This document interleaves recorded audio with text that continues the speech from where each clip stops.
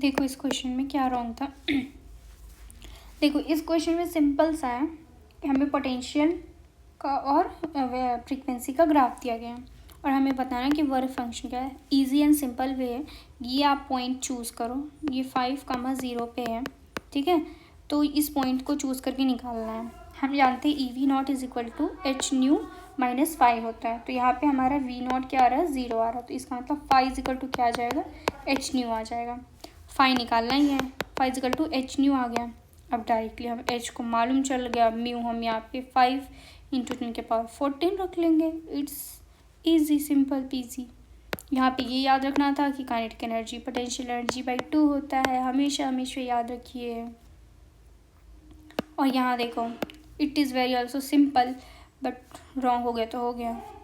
देखो कह रहा है VA जो है वो बड़ा था, VA बड़ा था और VB छोटा था, तो इसका मतलब ये तो रिवर्स बायस काम कर रहा है, तो इसको तो हटा दो। हटा दिया हमने, अलग कर दिया। हमें VAB का निकालना था, मतलब RAB निकालना था, तो हमारे RAB में सिर्फ एक ही आ रहे हैं, वो 20 ओम, तो RAB 20 ओम हो जाएगा, ठीक है। उसके बाद इस क्वेश्चन में देखो हमें यहाँ पे क्या दिया गया है, ID दिया गया है 15 मिली एम्पियर दिया गया है, मतलब जो ID दिया गया है डायोड का, वो ID दिया गया है 15 मिली एम्पियर। और हमें निकालना है कि क्या होगा रेजिस्टेंस डायोड का। तो हम क्या करेंगे, इन डायग्राम देखो हम हमेशा ये वाला लेंगे, एक ऊपर वाला एकदम और एक नीचे वाला एकदम। तो यहाँ पे और V2 माइनस V1 अपन I2 माइनस I1 करेंगे। V2 क्या रखेंगे 20 और V1 10 और I2 ये 0.8 ये 0.7, ठीक है। फिर आंसर आ जाएगा। यहाँ ये अभी बाद में बताते हैं इसको।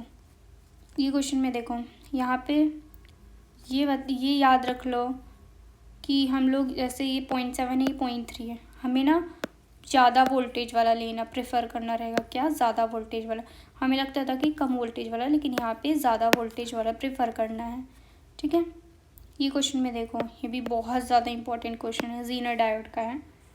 तो इसमें क्या है कि हम जैसे निकालते हैं I और I3 जो भी है उसको निकाल लेते हैं, तो हम लोग ये वाला करंट पहले मतलब ये वाला करंट निकाल लेंगे, इसको अभी नेगलेक्ट मानो, ये करंट निकाल लेंगे। इसमें कितना आ रहा है, ये सॉरी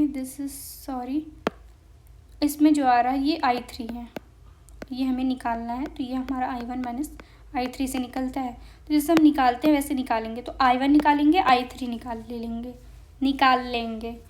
तो यहाँ पे हम लोग जो देख रहे हैं तो I3 2/300 आ रहा है और I1 जो आ रहा है वो आ रहा है 2/500 आ रहा है।